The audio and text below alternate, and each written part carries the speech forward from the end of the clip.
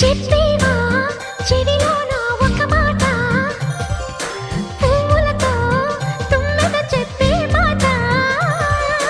నీ చిరునవ్వు సాక్షిగా తాజ్ మహల్ నాదట, నీ పెదవంచు సాక్షిగా షాజహాను నేనట. నీ తీయని ప్రేమకి నా పెదవే నజరానా, నీ బయటకి నేనిక బానిసనే మెరజానా.